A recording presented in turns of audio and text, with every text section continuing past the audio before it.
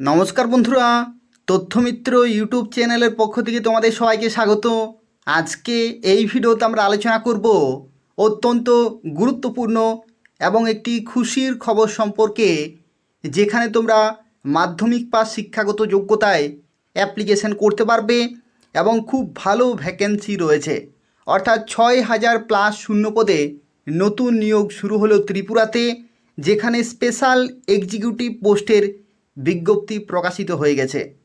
তো দেখো, এই যে নিয়োগ, এটা হচ্ছে ত্রিপুরাতে পুলিশ বিভাগের তরফ থেকে স্পেশাল এক্সিকিউটিভের নতুন ফর্ম ফিল আপ শুরু হয়ে গেল এবং তোমাদের শিক্ষাগত যোগ্যতা এখানে লাগবে মাধ্যমিক পাস। অর্থাৎ তোমরা যারা মাধ্যমিক পাস করেছো, ছেলেরা মেয়েরা সবাই অ্যাপ্লিকেশন করতে পারবে। এবং তোমরা কোন পোস্টে চাকরি পাবে সেটা হচ্ছে স্পেশাল এক্সিকিউটিভ। তোমাদের জানিয়ে রাখি, 2022 সালে এই বিজ্ঞপ্তি প্রকাশিত হয়েছিল, কিন্তু বিভিন্ন আইনি জটিলতার কারণে সেই বিজ্ঞপ্তি বাতিল করে দিয়েছে এবং নতুন করে ফর্ম ফিল আপ শুরু হলো। তো সেক্ষেত্রে তোমরা যারা নতুন করে অ্যাপ্লাই করতে চাইছো তারা কিন্তু অ্যাপ্লিকেশন করতে পারবে। অর্থাৎ খুব ভালো ভ্যাকেন্সি রয়েছে, তোমরা মাধ্যমিক পাস শিক্ষাগত যোগ্যতায় প্রত্যেকে অ্যাপ্লিকেশন করতে পারবে। ত্রিপুরার অত্যন্ত গুরুত্বপূর্ণ একটি চাকরি বিজ্ঞপ্তি রয়েছে, যেখানে অ্যাপ্লিকেশন করা লাস্ট ডেট 20 মে 2026 তারিখ পর্যন্ত। এবং এই ভিডিওটি সম্পূর্ণভাবে দেখতে থাকো, এই নিয়োগ সংক্রান্ত প্রত্যেকটি তথ্য সম্পর্কে আলোচনা করব। অর্থাৎ কিভাবে তোমরা অ্যাপ্লিকেশন করতে পারবে, কোন কোন ডকুমেন্ট লাগবে, কিভাবে নিয়োগ করা হচ্ছে, কত ভ্যাকেন্সি রয়েছে, কোন জেলাতে কত ভ্যাকেন্সি, প্রত্যেকটি তথ্য সম্পর্কে আলোচনা করব। সত্যি কথা বলতে কি, এটা ত্রিপুরার অত্যন্ত গুরুত্বপূর্ণ একটি বিজ্ঞপ্তি এবং খুব ভালো চাকরি, যেখানে নতুন থেকে পুরাতন সবাই কিন্তু সুযোগ পাচ্ছ অ্যাপ্লিকেশন করার জন্য। সম্পূর্ণভাবে দেখো, প্রত্যেকেই ভিডিওটি লাইক করে দেবে, শেয়ার করে দেবে এবং তথ্যমিত্র চ্যানেলটি সাবস্ক্রাইব করে রাখো ত্রিপুরার এই ধরনের নিয়মিত চাকরির খবরগুলি পাওয়ার জন্য। তো দেখো, এই নিয়োগ সংক্রান্ত দুটি বিজ্ঞপ্তি প্রকাশিত হয়েছে। প্রথম বিজ্ঞপ্তিতে দেখো বলা হচ্ছে, সাম্মানিক ভিত্তিতে স্পেশাল এক্সিকিউটিভের 6,367টি পদের জন্য নতুন করে আবেদনপত্র আহ্বান করা হচ্ছে। অর্থাৎ তোমরা নতুন করে ফর্ম ফিল আপ করতে পারবে সবাই, অর্থাৎ নতুন পুরাতন সবাই অ্যাপ্লিকেশন করতে পারবে। ইচ্ছুক প্রার্থীদের অনুরোধ করা হচ্ছে তারা নির্ধারিত ফরম্যাটে আবেদনপত্র, প্রয়োজনীয় কাগজপত্র সহ 20 মে 2026 তারিখের মধ্যে নিজ নিজ থানায় জমা দেবেন। অর্থাৎ তোমাদের নিজ থানাতে গিয়ে জমা করে আসতে হবে।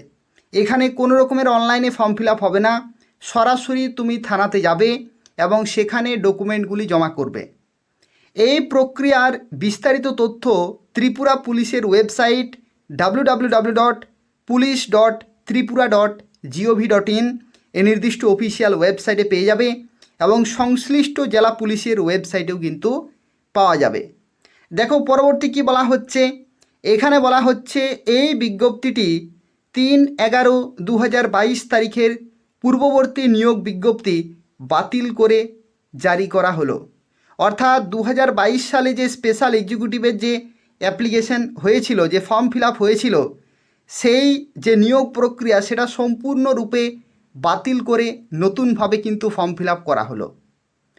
ঠিক আছে, তো দেখো এটা একটা ভালো খবর একদিকে, আবার একদিকে কিন্তু খারাপ খবর। ভালো খবর কেন? কারণ নতুন পুরাতন সবাই এখানে ফর্ম ফিল আপ করতে পারবে।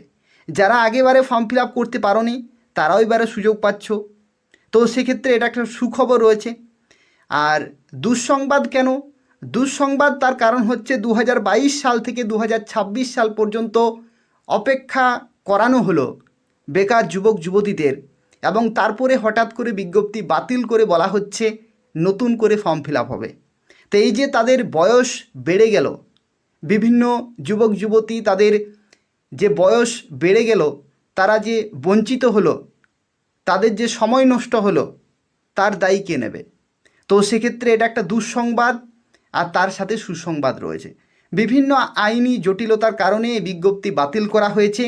তোমরা আশা করি সবাই জানো যে বিভিন্ন ক্যান্ডিডেট যারা অ্যাপ্লাই করেছিল বিভিন্ন জায়গা থেকে বিভিন্ন খবর এসেছে যে টাকার মাধ্যমে চাকরি পাইয়ে দেওয়ার বিভিন্ন কিন্তু অবজেকশন এসেছে, যে অনেকেই টাকা দিয়েছিল চাকরি পাওয়ার জন্য। তো যাতে টাকার মাধ্যমে চাকরি প্রদান করা না হয় তার জন্য আগের বিজ্ঞপ্তি কিন্তু বাতিল করা হয়েছে। স্বচ্ছভাবেই যাতে নিয়োগ করা হয়, যাতে যোগ্য প্রার্থী চাকরি পায়, তার জন্যই নতুন করে ফর্ম ফিল আপ শুরু হলো। তো চলো দেখা যাক যে বিজ্ঞপ্তি প্রকাশিত হয়েছে সেই বিজ্ঞপ্তি সম্পর্কে এরপর আমরা আলোচনা করব। তোমাদের প্রত্যেককেই রিকোয়েস্ট করব যে তোমরা প্রত্যেকে ভিডিওটি লাইক করে দেবে, শেয়ার করে দেবে ফেসবুকে, হোয়াটসঅ্যাপে, এবং এই ধরনের নিয়মিত চাকরির খবরগুলি পেতে হলে তথ্যমিত্র চ্যানেলটি সাবস্ক্রাইব করে রাখো। তো দেখো, এটা হচ্ছে 2026 সালের নতুন নোটিফিকেশান, যেখানে বলা হচ্ছে government of Tripura, office of the director general of police Tripura, আগরতলার তরফ থেকে বিজ্ঞপ্তি প্রকাশিত হয়েছে। Enlistment notice for special executive. এখানে কি বলা হচ্ছে, applications are invited in the prescribe form from eligible and willing candidates for the enlistment of special executive as per provision of Tripura police act 2007। অর্থাৎ দেখো, এখানে যারা ইচ্ছুক তারা কিন্তু এখানে অ্যাপ্লিকেশান করতে পারবে। যেখানে প্রেসক্রাইব যে ফরম্যাট, অর্থাৎ যে নির্দিষ্ট ফর্ম রয়েছে সেই ফর্মেই কিন্তু তোমাদেরকে অ্যাপ্লিকেশান করতে হবে। সম্পূর্ণ তথ্য সম্পর্কে আলোচনা করব, পুরোপুরি ভিডিওটি দেখতে থাকো। যা কিছু তোমাদের প্রশ্ন রয়েছে প্রত্যেকটি প্রশ্নের উত্তর তোমরা এই ভিডিও থেকে পেয়ে যাবে। সমস্ত কিছু সম্পর্কে আলোচনা করব, A to Z, সম্পূর্ণভাবে দেখতে থাকো।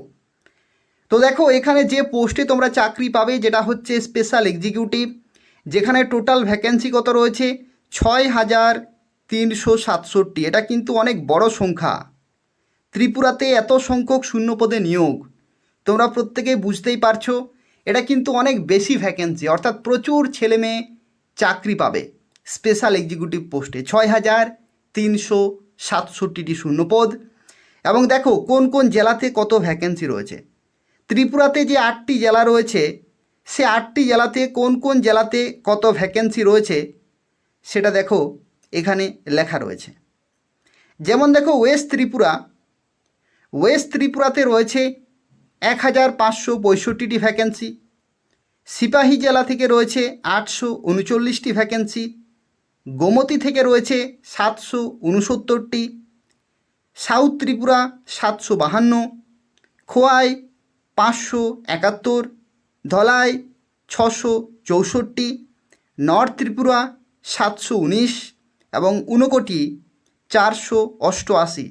তো সব মিলিয়ে কত হলো 6,367টি শূন্যপদ। যারা ভিডিওটি দেখছো প্রত্যেকেই কিন্তু ফর্ম ফিল আপ করে দেবে, প্রত্যেকেই ফর্ম ফিল আপ করবে, কারণ এই ধরনের সুযোগ কিন্তু বারবার আসে না। আমি বারবার তোমাদের বলি প্রত্যেকটা ভিডিওতেই যে সমস্ত চাকরির খবরগুলি তোমরা তথ্যমিত্র চ্যানেল থেকে পাও, প্রত্যেকটি চাকরির জন্য কিন্তু ফর্ম ফিল আপ করবে। কিন্তু এই বিজ্ঞপ্তিটি আরও গুরুত্বপূর্ণ বিজ্ঞপ্তি, কারণ এই বিজ্ঞপ্তিতে ভ্যাকেন্সি হচ্ছে 6,367টি। তো যেহেতু অনেক বড় ভ্যাকেন্সি, তো সেক্ষেত্রে অ্যাপ্লিকেশান কিন্তু করতেই হবে। দেখো, এখানে তোমাদের একটি তথ্য জানিয়ে রাখি, এখানে সাম্মানিক ভাতা বা ওনারেরিয়ামের মাধ্যমে তোমরা কিন্তু নিয়োগ পাবে। 13,000 টাকা প্রতি মাসেই তোমাদেরকে দেয়া হবে, 13,000 টাকা করে। এরপরে দেখো, তোমাদের এখানে এলিজিবিলিটি ক্রাইটেরিয়া কি রয়েছে।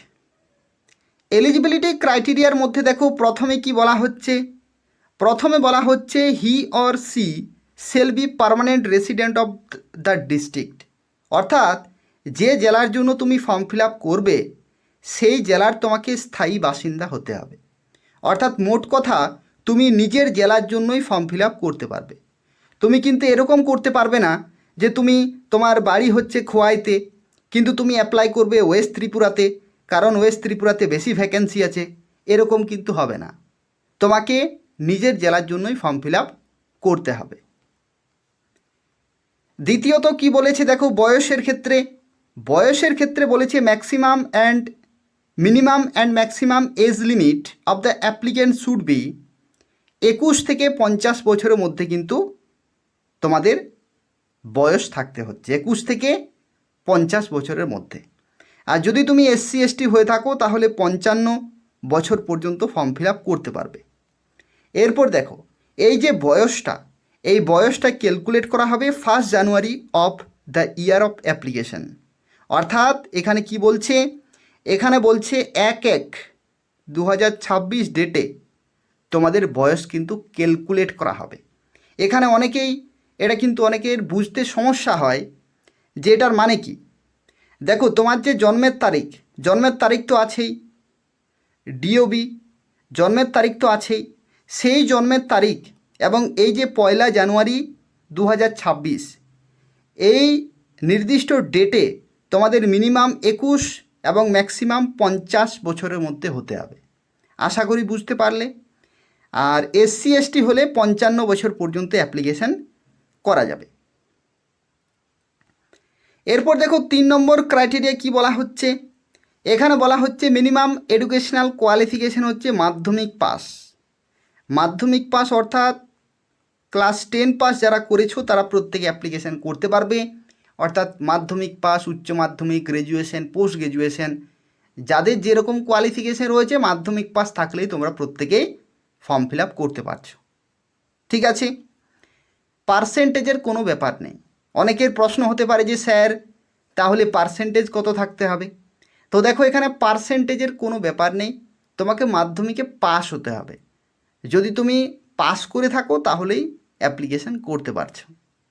ঠিক আছে, এরপর দেখো চতুর্থত যে শর্ত বলা হচ্ছে সেটা হচ্ছে should be physically in good health and mentally fit. অর্থাৎ শারীরিক দিক থেকে এবং মানসিক দিক থেকে তোমাকে কিন্তু সক্ষম হতে হবে, অর্থাৎ ফিট হতে হবে। কোনো রকমের কিন্তু ডিফিকাল্টি থাকলে হবে না। অর্থাৎ এখানেই বলতে চাইছে যে যারা PWD বা যারা হ্যান্ডিক্যাপড তারা কিন্তু এখানে ফর্ম ফিল আপ করতে পারছে না। ফিজিক্যালি ফিট হতে হবে, কারণ এটা পুলিশ বিভাগে নিয়োগ করা হচ্ছে। পরবর্তী দেখো, এখানে পঞ্চম যে ক্রাইটেরিয়া সেটা হচ্ছে দেখো should not have any criminal record against him or her. অর্থাৎ কোনো রকমের কিন্তু ক্রিমিনাল রেকর্ড থাকলে তুমি ফর্ম ফিল আপ করতে পারবে না। কোনো রকমের যদি তোমার নামে কেস চলছে তাহলে কিন্তু এখানে তুমি ফর্ম ফিল আপ করতে পারবে না। ঠিক আছে, এই জায়গাটি এরপর তোমাদের বুঝতে হবে। 5 নম্বর সেকশনটি, এই জায়গাটি তোমাদের কিন্তু প্রত্যেকের জানা দরকার যেখানে কি বলা হয়েছে। এখানে বলা হচ্ছে for a tenure of 3 years which may be renewed, অর্থাৎ ডিউরেশন অফ অ্যাপয়েন্টমেন্ট, তোমাদের চাকরি কত দিনের। এই যে 13,000 টাকা প্রতি মাসেই দেওয়া হবে, এই চাকরিটা কত দিনের। তো দেখো, প্রত্যেকটা যে কন্ট্রাকচুয়াল চাকরি সরকারিভাবে নিয়োগ করা হয় সেই কন্ট্রাকচুয়াল চাকরির মধ্যে একটা নির্দিষ্ট পিরিয়ড থাকে। ঠিক আছে, নির্দিষ্ট কিন্তু পিরিয়ড থাকে এবং সেই নির্দিষ্ট পিরিয়ডের পরে তোমার পারফরমেন্সটা চেক করা হয়। ঠিক আছে, কোনো সরকারি চাকরির ক্ষেত্রে 1 বছর পরে সেটা চেক হয়, কোনো চাকরির ক্ষেত্রে 6 মাস পরে সেটা চেক হয়, আবার কোনো চাকরির ক্ষেত্রে 3 বছর পরেও কিন্তু সেটা চেক হয়। তো এই চাকরির ক্ষেত্রে তোমাদের যে পারফরমেন্স সেটা চেক করা হবে 3 বছর অন্তর অন্তর, হুইচ মে বি রিনিউড আপন স্যাটিসফ্যাক্টরি পারফরমেন্স। অর্থাৎ যদি তুমি সেখানে সঠিকভাবে ঠিকঠাকভাবে যদি তুমি কাজ করতে পারো তাহলে কিন্তু তুমি আরও পরবর্তী 3 বছর কাজ করবে। ঠিক তার 3 বছর পরে আবার তোমার পারফরমেন্স চেক হবে। এই রকমভাবে 3 বছর করে করে বাড়তে থাকবে। এরপর তোমার প্রশ্ন হচ্ছে যে স্যার তাহলে 3 বছর করে বাড়তে বাড়তে কতদিন আমি কাজ করতে পারবো। তো দেখো লাস্টে এখানে কি বলা হয়েছে, লাস্টে বলা হচ্ছে no renewal shall however be granted to the person after one crosses the age limit of 60 years। অর্থাৎ যদি তোমার 60 বছর বয়স হয়ে যায় তাহলেই কিন্তু সেখানে তোমার চাকরি শেষ। বুঝতে পারলে? অর্থাৎ এই যে 3 বছর পর পর তোমাদের রিনিউ করা হবে এটা কিন্তু চলতে থাকবে 60 বছর পর্যন্ত। যেই 60 বছর তোমাদের শেষ হয়ে গেল তারপরেই কিন্তু তোমাদের চাকরি শেষ। ঠিক আছে, অর্থাৎ এটা তোমাদের 60 বছর পর্যন্ত তোমার রিনিউয়াল বেসিস নিয়োগ হতে পারবে। এরপরে অনেকের প্রশ্ন হতে পারে যে স্যার তাহলে কি 60 বছর পর্যন্ত 13,000 টাকায় দেওয়া হবে? দেখো, সরকারি আরেকটা যেটা হচ্ছে অফিসিয়ালি ইনফরমেশন, আরেকটা হচ্ছে আনঅফিসিয়াল ইনফরমেশন। অফিসিয়ালি তোমাদেরকে নোটিশে ইনিশিয়ালি তোমাদের 13,000 টাকা করে দেওয়া হবে, কিন্তু বিভিন্ন সরকার পরিবর্তনের ফলে বা বিভিন্ন ভাবে কিন্তু সরকার ভাতা বা যে অনারেরিয়াম, ঠিক আছে, এগুলো কিন্তু বাড়িয়ে থাকে। তো বর্তমানে তোমাদেরকে 13,000 টাকাতে নিয়োগ করা হচ্ছে। 60 বছর হতে হতে এখন বহু বছর বাকি আছে। তো সেক্ষেত্রে ততদিন পর্যন্ত সরকার বদল হবে বা এই সরকারেই যদি থাকে, ভাতার পরিমাণ কিন্তু বিভিন্ন সময় বৃদ্ধি করা হয়। আমরা দেখেছি আগে যে সমস্ত ত্রিপুরাতে যে কন্ট্রাকচুয়াল যে চাকরিগুলি রয়েছে সেই চাকরিগুলিতে ভাতা কিন্তু বৃদ্ধি করা হয়েছে, 1-2 হাজার 5,000 এরকমভাবে বৃদ্ধি হয়। তো তোমরা শুরুতেই 13,000-এ নিয়োগ হবে, কিন্তু পরবর্তী ক্ষেত্রে এটা বাড়বে। এটা আমি তোমাদের আনঅফিসিয়ালি কিন্তু বলে দিচ্ছি, কারণ বিভিন্ন পোস্টের ক্ষেত্রে হয়েছে। তো সেক্ষেত্রে এটাতেও আশা করি বাদ যাবে না, কারণ এটা পুলিশ বিভাগে নিয়োগ করা হচ্ছে। যেহেতু পুলিশ বিভাগে নিয়োগ করা হচ্ছে, পুলিশ বিভাগ কিন্তু একটা খুব ভালো দপ্তর। স্বাস্থ্য দপ্তর, শিক্ষা দপ্তর, পুলিশ বিভাগ, এগুলো কিন্তু এক একটা এসেনশিয়াল, খুবই গুরুত্বপূর্ণ এক একটি দপ্তর। তো সেক্ষেত্রে পরবর্তী সময়ে এই যে ভাতার পরিমাণ বা যে অনারেরিয়াম, এটা কিন্তু বাড়ার চান্স রয়েছে। পরবর্তী দেখো, জেন্ডারের ক্ষেত্রে বলা হচ্ছে there is no gender restriction on application, অর্থাৎ ছেলেরা মেয়েরা প্রত্যেকেই ফর্ম ফিল আপ করতে পারবে। এই হচ্ছে সম্পূর্ণ তথ্য, অর্থাৎ তোমরা মাধ্যমিক পাস যোগ্যতায় ফর্ম ফিল আপ করতে পারছো। এরপরে প্রশ্ন হচ্ছে সিলেকশন প্রসিজার। সিলেকশন প্রসিজার কী রকমের থাকবে? তো দেখো, এখানে বলা হচ্ছে eligible and willing candidate will apply in the prescribe format along with supporting document as mentioned therein to the local police station, অর্থাৎ তোমাদের যে নির্দিষ্ট পুলিশ স্টেশন রয়েছে সেই পুলিশ স্টেশনে তোমাদেরকে ডকুমেন্ট জমা করতে হবে, অ্যাপ্লিকেশন ফর্মটি সাবমিট করতে হবে। The following document shall be submitted with the application by each applicant as proof of eligibility of each enlistment criteria, অর্থাৎ দেখো এখানে কী কী ডকুমেন্ট তোমাদের জমা করতে হবে সেগুলো আমি তোমাদের এরপর বলে দিচ্ছি। এটা কিন্তু খুব ভালো একটি সেকশন। অনেকেরই প্রশ্ন হতে পারে যে স্যার ডকুমেন্টস কী কী লাগবে,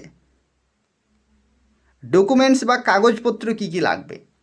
তো দেখো, প্রথমে যে কাগজটি তোমাদের লাগবে সেটা হচ্ছে আধার কার্ড।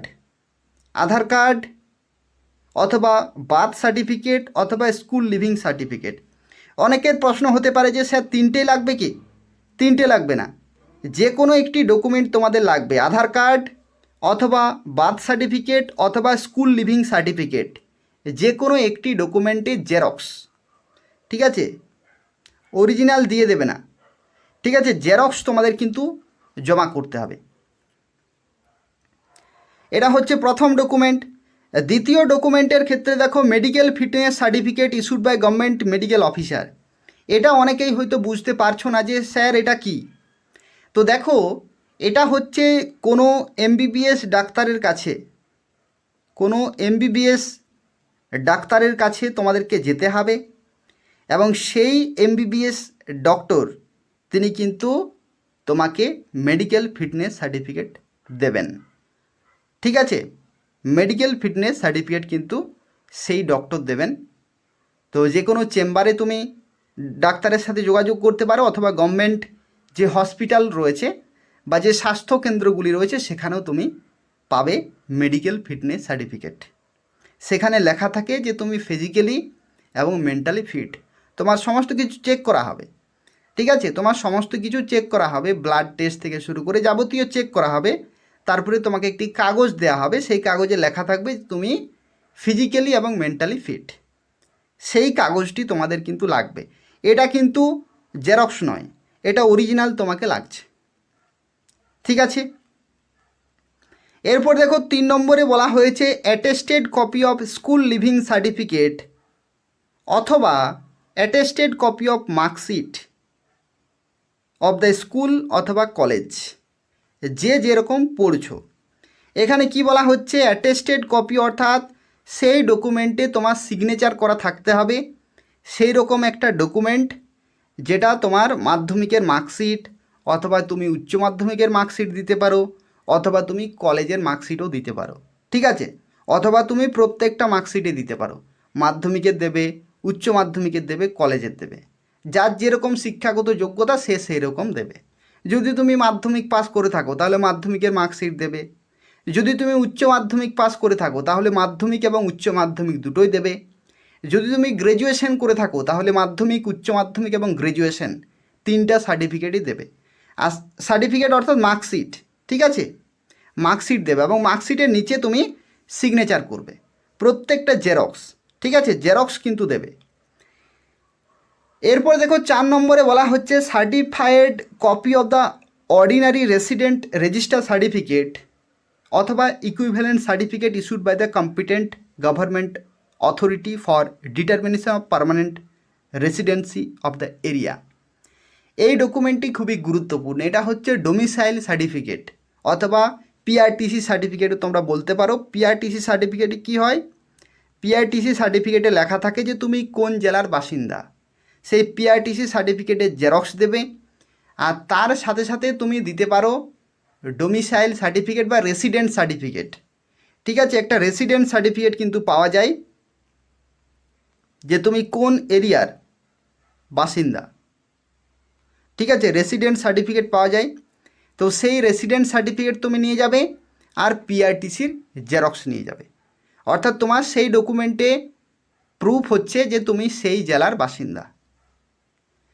এরপরে কি লাগছে, এরপরে লাগছে to claim the benefit of age relaxation. যদি তুমি বয়সে ছাড় চাও তাহলে তোমাকে এসসি এসটি যদি তুমি থাকো তাহলে এসসি এসটির যে সার্টিফিকেট সেটা জেরক্স কিন্তু তোমাকে জমা করতে হচ্ছে। তাহলে অরিজিনাল কোন ডকুমেন্ট লাগছে, অরিজিনাল ডকুমেন্ট লাগছে মেডিকেল ফিটনেসের, আর বাকিগুলো কিন্তু জেরক্স তোমাদেরকে জমা করতে হবে। এরপর দেখো এগুলো হচ্ছে ডকুমেন্ট। তারপরে দেখো কি বলা হচ্ছে, the candidate shall be examined for assessing their suitability for the post on the basis of the following criteria for a maximum of 100 marks. অর্থাৎ তোমাদের কিন্তু 100 নম্বরের যাচাই হবে, 100 নম্বরের তোমাদের টেস্ট হবে, অর্থাৎ পরীক্ষা হতে পারে, ফিজিক্যাল মেজারমেন্ট টেস্ট হতে পারে, ঠিক আছে, এই সমস্তগুলি টোটাল 100 নম্বরের ইভ্যালুয়েশন হবে। সে 100 নম্বরের মধ্যে যারা বেশি নম্বর পাবে তারাই কিন্তু চাকরি পাবে। Orientation to assist the police, ঠিক আছে, orientation to assist the police, ability to maintain vigil in order to prevent crime or law and order problem, ability to observe suspicious ability and suspicious movement, ability to read write in local language। অর্থাৎ তোমাদেরকে স্থানীয় ভাষা জানতে হচ্ছে, তার সাথে সাথে যে আইন রয়েছে, পুলিশ বিভাগে যে আইন রয়েছে সেই আইন সম্পর্কে বেসিক আইডিয়া কিন্তু তোমাদের থাকতে হবে। তার সাথে সাথে যে ক্রাইমগুলি হচ্ছে সেই ক্রাইমগুলি কেন হচ্ছে, কিভাবে হচ্ছে এবং সেই ক্রাইমগুলি কিভাবে বন্ধ করা যেতে পারে সেই সম্পর্কিত যে আইন রয়েছে বা যে পদক্ষেপ রয়েছে সেগুলি তোমাদের কিন্তু টেস্ট করা হবে এখানে। 100 নম্বরের ইভ্যালুয়েশন, ঠিক আছে। আর লাস্ট ডেট কবে, লাস্ট ডেট হচ্ছে 20 মে 2026 তারিখ পর্যন্ত। এই ডেটটা কিন্তু মাথায় রাখবে, খুব তাড়াতাড়ি তোমরা নিজেদের থানাতে যাও আর সেখানে জমা করে আসো। এই ডকুমেন্টগুলি নিয়ে যেতে হবে, আর এই ডকুমেন্টগুলির সাথে একটা জিনিস নিয়ে যেতে হবে, সেটা আশা করি তোমরা বুঝতে পারছো, সেটা হচ্ছে অ্যাপ্লিকেশন ফর্ম, ঠিক আছে, অ্যাপ্লিকেশন ফর্মটিও নিয়ে যেতে হবে আর এই সমস্ত ডকুমেন্টগুলিও কিন্তু নিয়ে যেতে হবে, ঠিক আছে। আশা করি বুঝতে পারলে। অ্যাপ্লিকেশন ফর্মটি কোথায় পাবে সেটা আমি তোমাদের কিছুক্ষণ পরেই বলে দিচ্ছি। দেখো আদার টার্মস অ্যান্ড কন্ডিশন এগুলো কিন্তু তোমাদের জেনে রাখা প্রয়োজন। আশা করি এগুলি তোমাকে কেউ বলবে না, কিন্তু আমি তোমাকে বলে দিচ্ছি যে টার্মস অ্যান্ড কন্ডিশন কী শর্ত রয়েছে এই চাকরিটির ক্ষেত্রে সেগুলো কিন্তু তোমাদের জানতে হবে, ঠিক আছে, জেনে বুঝে তারপরে অ্যাপ্লিকেশন করবে। দেখো এখানে কি বলা হচ্ছে, the enlistment shall be on an honorarium basis and the applicant, if enlisted, cannot claim any other benefit such as allowance or pension which are paid to regular government employees. অর্থাৎ এটা কি বলছে? এটা বলছে যে এই যে তোমাদের স্পেশাল এক্সিকিউটিভ পোস্টে নিয়োগ করা হচ্ছে, এটা কিন্তু কন্ট্রাকচুয়াল, অর্থাৎ 60 বছর পর্যন্ত তুমি কাজ করবে 13,000 টাকা পার মান্থ স্যালারিতে বা সাম্মানিক ভাতাতে বা অনারেরিয়ামে, ঠিক আছে? কিন্তু তুমি পরবর্তী ক্ষেত্রে কোনোদিনও বলতে পারবে না যে আমাদের অ্যালাউন্স চাই। অ্যালাউন্স অর্থাৎ ডিএ, যেটা রেগুলার কর্মচারীদেরকে দেয়া হয়, বা এইচআরএ, হাউস রেন্ট অ্যালাউন্স বা মেডিকেল অ্যালাউন্স, এগুলো কিন্তু পরবর্তী ক্ষেত্রে তোমরা বলতে পারবে না যে আমাদেরকে দিতে হবে। এটা কিন্তু এই নোটিফিকেশনে বলা আছে। তার সাথে তুমি কোনোদিনও বলতে পারবে না যে আমাদের পেনশন চাই, ঠিক আছে? এই শর্তগুলি মেনেই তোমাকে সেই চাকরিতে জয়েন হতে হবে। এরপর আমি তোমাদের আনঅফিসিয়ালি বলে দিচ্ছি, দেখো ভবিষ্যতে সরকার কি ঘোষণা করবে সেটা পরের বিষয়। সাম্মানিক ভাতা বাড়াতেও পারে বা ডিএ তোমাদের লাগু করতে পারে বা ইনক্রিমেন্ট করতে পারে, যে 13,000 টাকা থেকে বছরে 3% করে বাড়বে, এগুলো হতেও পারে ভবিষ্যতে। কিন্তু অফিসিয়ালি এরা বলতে চেয়েছে যে তোমাদেরকে 13,000 টাকা পার মান্থ স্যালারিতে নিয়োগ করা হচ্ছে, কোনো রকমের ডিএ, এইচআরএ বা মেডিকেল অ্যালাউন্স বা পেনশন তোমাদের কিন্তু দেয়া হবে না, ঠিক আছে? পরবর্তী ক্ষেত্রে যদি কোনো পরিবর্তন আসে তাহলে তোমরা জানতে পারবে, কিন্তু এখন পর্যন্ত কোনো রকমের আদার কোনো বেনিফিট তোমরা পাবে না। এরপর দেখো বলা হচ্ছে, on initial appointment each special executive shall be required to undergo prescribe orientation training. অর্থাৎ তোমরা যখনই জয়েনিং নেবে, চাকরিতে যখন জয়েন করবে, তোমাদের কিন্তু ট্রেনিংয়ে যেতে হবে। Failure to complete the orientation training successfully will automatically lead to dismissal. অর্থাৎ তোমাদের ট্রেনিংয়ে যেতে হবে। যেমন ত্রিপুরা পুলিশ কনস্টেবলে যেমন চাকরি পেলে ট্রেনিং হয়, প্রত্যেকটা চাকরির জন্য কিন্তু প্রথমে ট্রেনিং হয়। তো এখানেও তোমাদের ট্রেনিং করাবে, সেই ট্রেনিংয়ে তোমাকে কিন্তু সাকসেস হতে হবে, না হলে তুমি বাতিল হয়ে যাবে। বুঝতে পারছো? এরপর বলা হচ্ছে, the decision on the final enlistment rest with Tripura police and no representation will be entertained in case of non selection. অর্থাৎ তোমাদের যাদের ছাঁটাই করা হবে তারা ছাঁটাই, কোনো রকমের কিন্তু পুনরায় নিয়োগ করা হবে না। অর্থাৎ তোমাদেরকে ট্রেনিংটা খুব ভালোভাবে করতে হবে। এরপর দেখো বলা হচ্ছে, all special executive cell execute highest degree of discipline and devotion to duty. The special executive will be liable to be demobilise or terminated temporarily অথবা permanently by the district SP if they fail to adhere to laid down condition of the Tripura police act 2007। অর্থাৎ দেখো, তোমরা কাজ করার সময় যদি কোনো ভুল কাজ করে থাকো, বা যদি এসপি সুপারিনটেন্ডেন্ট অফ পুলিশ, এসপির যদি মনে হয় যে তুমি ঠিকঠাক করে কাজ করতে পারছো না, তাহলে কিন্তু যে কোনো দিন এসপি তোমাকে টেম্পোরারিলি বা পার্মানেন্টলি চাকরি থেকে বাদ দিতে পারবে। বুঝতে পারলে? অর্থাৎ সঠিকভাবে তোমাকে কিন্তু কাজ করতে হবে নিষ্ঠার সাথে। এই হচ্ছে মূল বক্তব্য। এগুলো প্রত্যেকটা নোটিশেই থাকে, এগুলোতে তোমাদের ভয় পাওয়ার বা আতঙ্কিত হওয়ার কোনো প্রয়োজন নেই। তুমি চাকরি করবে, সঠিকভাবে চাকরি করবে, কোনোদিনও কোনো কিছু সমস্যা হবে না। এই শর্তটা শুধু তোমাদের জন্য নয়, এটা ত্রিপুরা পুলিশ কনস্টেবলের জন্য, কিন্তু এটা সাব ইন্সপেক্টরের জন্য এটা। তো সেক্ষেত্রে যারাই ভুল কাজ করবে তাদেরকে বাতিল করা হবে, এটাই বলে দেওয়া হয়েছে। দেখো, এটা হচ্ছে অ্যাপ্লিকেশন ফর্ম, এটা হচ্ছে অ্যাপ্লিকেশন ফর্ম। এই ফর্মটি তোমাদের খুব ভালোভাবে ফিল আপ করতে হবে, ঠিক আছে? কিভাবে ফর্মটি ফিল আপ করবে সেটাও তোমাদের বলে দিচ্ছি। দেখো, A to Z আমি কিন্তু তোমাদের ডিসকাস করে দিচ্ছি এই ভিডিওতে। A to Z কোনো সমস্যা কিন্তু নেই, কোনো প্রবলেম থাকবে না। তো সেই জন্য আমি তোমাদের বারবার বলি যে ভিডিওগুলো দেখার সময় অন্তত লাইক করবে, শেয়ার করবে এবং এই তথ্যমিত্র চ্যানেলটি সাবস্ক্রাইব করে রাখো এই ধরনের গুরুত্বপূর্ণ খবরগুলি পাওয়ার জন্য। তো দেখো, প্রথমেই এই যে অ্যাপ্লিকেশন ফর্ম, এই ফর্মটি তুমি প্রিন্ট আউট করবে যে কোনো কম্পিউটার দোকান থেকে। তারপরে দেখো, এখানে বলা হচ্ছে paste your recent passport size photo. অর্থাৎ তোমাদেরকে রিসেন্ট পাসপোর্ট সাইজ, রিসেন্ট, পুরানো হলে কিন্তু হবে না, রিসেন্ট পাসপোর্ট সাইজ ফটো এখানে অ্যাটাচ করতে হবে রঙিন। এরপরে কি বলা হচ্ছে, ID number to be filled by the office. ID number, এখানে প্রথমে বলেছে আইডি নম্বর, এটা তোমাদের কিছু লিখতে হবে না, যখন তুমি থানাতে ফর্মটি জমা করবে তখন তারাই লিখে দেবেন, ঠিক আছে, এটাতে কিছু লিখতে হবে না। দ্বিতীয়ত কি বলা হচ্ছে, name in fill in capital letter, অর্থাৎ তোমার নিজের নামটা এখানে ইংলিশে লিখবে, ঠিক আছে, ইংলিশে কিন্তু লিখবে, ইংলিশে লিখবে ক্যাপিটাল লেটারে, নামটা তোমাদের ক্যাপিটাল লেটারে লিখতে বলেছে, ঠিক আছে।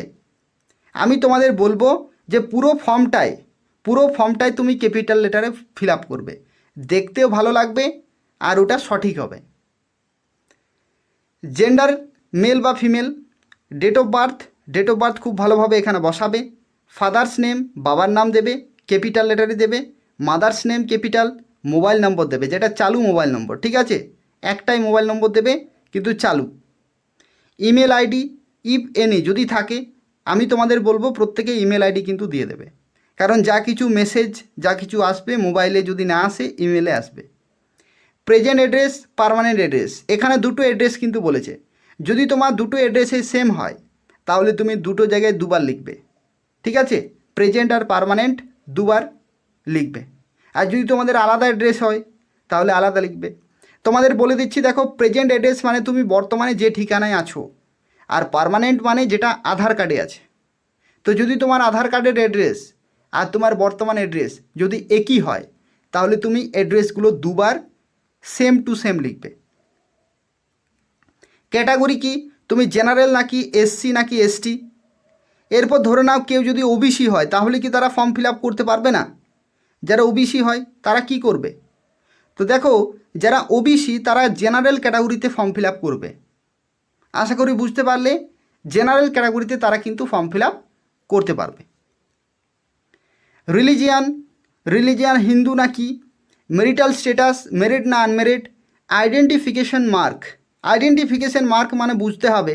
দেখো এটা কি বলা হচ্ছে, এখানে বলা হচ্ছে যে তোমার শরীরে কোনো জায়গাতে কি তিল আছে। তিল মানে আশা করি বুঝো, তিল মানে হচ্ছে কি, তিল মানে হচ্ছে জন্মদাগ।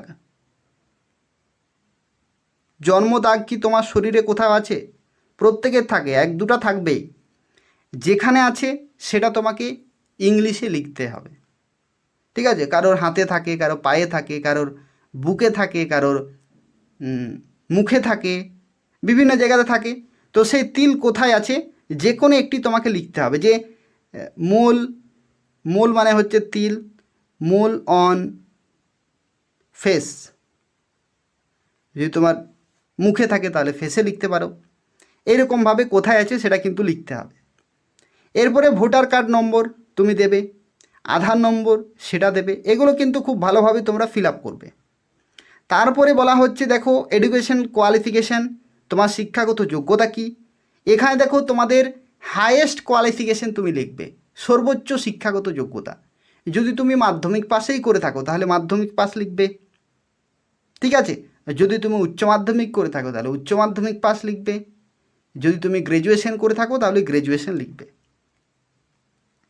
এখানে দেখো বলা হচ্ছে, please attach xerox copy of certificate, অর্থাৎ তুমি যে মাধ্যমিক পাস করেছো সেটার যে সার্টিফিকেট রয়েছে, ঠিক আছে, সেই সার্টিফিকেটের জেরক্স লাগবে, বা উচ্চ মাধ্যমিকের সার্টিফিকেটের জেরক্স লাগবে, বা গ্র্যাজুয়েশনের সার্টিফিকেটের জেরক্স লাগবে, ঠিক আছে। তার সাথে সাথে কি বলেছে দেখো 17 নম্বর পয়েন্টে, extra curricular activities and other skills such as NCC. যদি তুমি এনসিসি করে থাকো বা স্কাউটস বা এনএসএস অথবা সিভিল ডিফেন্স ভলেন্টিয়ার যদি তোমার সার্টিফিকেট থাকে, বা যদি কোনো স্পোর্টসের সার্টিফিকেট থাকে, তাহলে তুমি কিন্তু সেটার জেরক্সও এই ফর্মের সাথেই জুড়ে দেবে, ঠিক আছে, সেই ফর্মের সাথে অ্যাটাচ করে জমা করবে। Give details in brief and please attach xerox copy of certificate, অর্থাৎ এই যে সার্টিফিকেট যদি থাকে তাহলে সেটা কিন্তু তুমি এই ফর্মের সাথে অ্যাটাচ করবে। এবং গিভ ডিটেলস ইন ব্রিফ, অর্থাৎ ব্রিফে তোমাদেরকে কিন্তু সংক্ষেপে এখানে লিখতে বলেছে যে সেটা কি। তাহলে প্রথম লাইনে তুমি লিখবে যে যদি তুমি এনসিসি করে থাকো তাহলে লিখবে যে আই হ্যাভ কমপ্লিটেড এনসিসি, ঠিক আছে, কত সালে করেছো সেটা লিখলে। প্লাস কত ডিউরেশনের বা কোথায় করেছো সমস্ত কিছু এখানে 2 লাইনে লিখতে হবে। বুঝতে পারলে? এরপরে বলা হচ্ছে ইনভলভমেন্ট ইন ক্রিমিনাল কেসেস। যদি ক্রিমিনাল কেস থাকে তো এখানে বলে দিচ্ছি, এখানে তোমাদের কিন্তু নো করতে হবে। যদি ইয়েস করো তাহলে কিন্তু তুমি বাতিল, কারণ শর্তে বলাই ছিল যে কোনো ক্রিমিনাল কেস হলে কিন্তু তুমি রিজেক্টেড হয়ে যাবে।